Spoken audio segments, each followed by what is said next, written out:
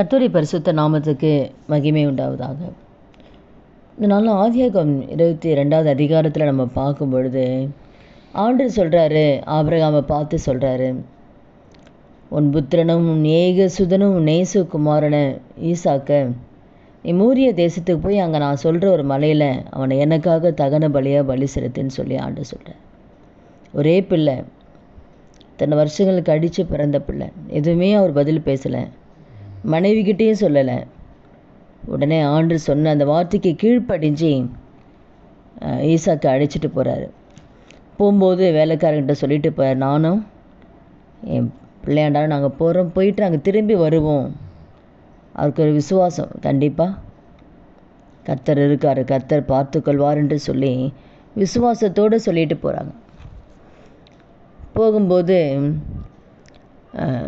மகன் கேட்குறான், அப்பா தகன பலிக்கு கட்டை இருக்குது, அப்போ ஆடு எங்கப்பா, நெருப்பு கட்டை இருக்குது, ஆனால் ஆட்டுக்குட்டி எங்கப்பான்னு கேட்குறான்.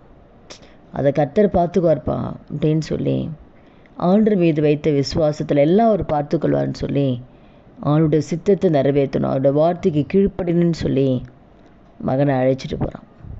அதே போல் ஈசாக்கையும் படுக்க வச்சு பலி செலுத்துகிற அந்த நேரத்தில் ஆண்டவர் சொல்கிறார், பிள்ளையாண்டர் மேலே கையை போட்டுறாத. அப்போ ஒரே மகன் தான். ஆண்டவர் சொல்கிறார், உன் புத்திரன் உன் ஏகசுரன் கூட பார்க்காம எனக்காக நீ ஒப்பு கொடுத்தனால நீ தேவனுக்கு பயப்படுகிறேன் என்று நான் அறிந்திருக்கிறேன். அப்போ அவருடைய நம்பிக்கை ஆண்டவர் பார்த்து கொள்வார். அவருக்கு என்ன பலி செலுத்தணுமோ அந்த பலியை ஆண்டவர் பார்த்து கொள்வார். அந்த ஒரு விசுவாசத்தில் தான் அவர் போகிறார். சொல்லிகிட்டே போகிறார், நானே என் பிள்ளை திரும்பி வருவோம். அப்போ இந்த நாளில் கூட நம்முடைய வாழ்க்கையில் கூட ஒரே பிள்ளையை பலி செலுத்துகிறாரு. நம்மளாக இருந்தால் கண்டிப்பாக செலுத்திருக்க மாட்டோம். இத்தனை வருஷம் கழித்து பிறந்த ஒரே பிள்ளையை எப்படி பலி செலுத்த முடியும்? ஆனால் ஆண்டவர் மீது வைத்திருக்கிற அந்த விசுவாசம் அவர் பார்த்துக்குவார் அப்படின்னு நம்பி போகிறான். கர்த்தர் பார்த்துக்கொள்வான்ற அந்த நம்பிக்கையில் போனனால கரெக்டாக அந்த இடத்துல ஆண்டவர் ஈசாக்குக்கு பதிலாக அங்கே ஒரு ஆட்டுக்குட்டி ஆடு ரெடி பண்ணி வைக்கிறார் பலி செலுத்துறது. அப்போது கரெக்டாக அங்கே போய் அங்கே ஒரு கடாவை, அங்கே ஆட்டுக்கடா அங்கே ரெடியாக இருக்குது, புதரில் சிக்கிட்டுருக்கு, அதை போய் பலி செலுத்தா. அப்போ அவருக்கு தெரியும் எந்த நேரத்தில் இப்படி செய்யணும்னு தெரியும்.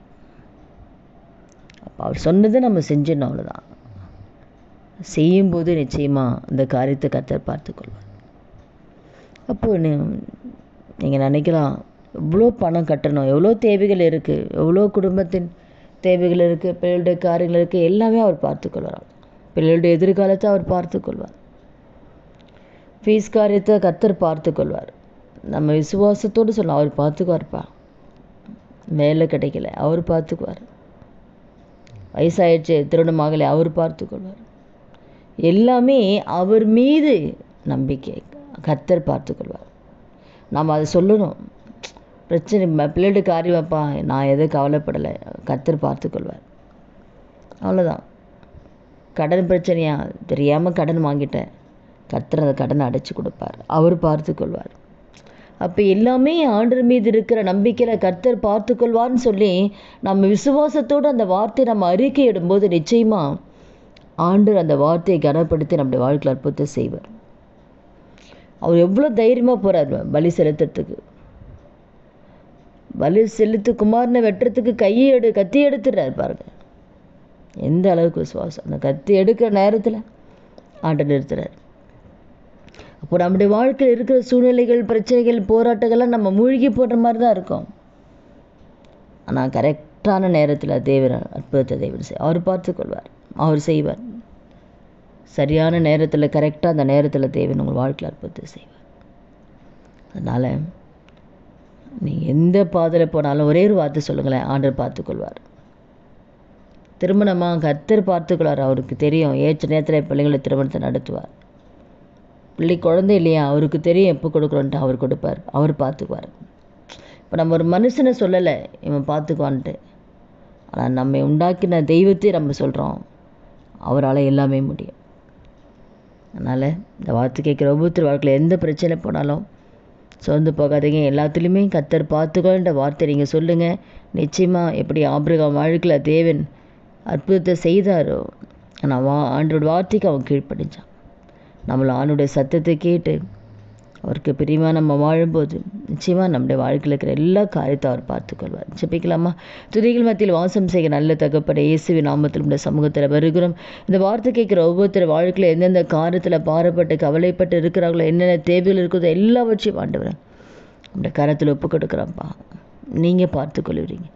எப்படி ஆண்டவரே ஆபிரகாம் ஈசாக்கிய பலி செலுத்துகிற நேரத்தில் எப்படி ஆண்டவர் நிறுத்தி அங்கே ஒரு ஆட்டுக்கடாவை பலி செலுத்த வைத்தீரோ, அதே போல் கத்தாம அந்தந்த நேரத்தில் ஏற்ற நேரத்தில் கத்துரு ஒவ்வொருத்தர் வாழ்க்கையில் அற்புதத்தை செய்ய போகிறீங்க. அதுக்காக நமக்கு நன்றி செலுத்துக்கிறோம். இயேசுவின் நாமத்தில் ஜெபிக்கிறோம் நல்ல பிதாவே, ஆமீன். கர்த்தர் நாமத்துக்கு மகிமை உண்டாவதா.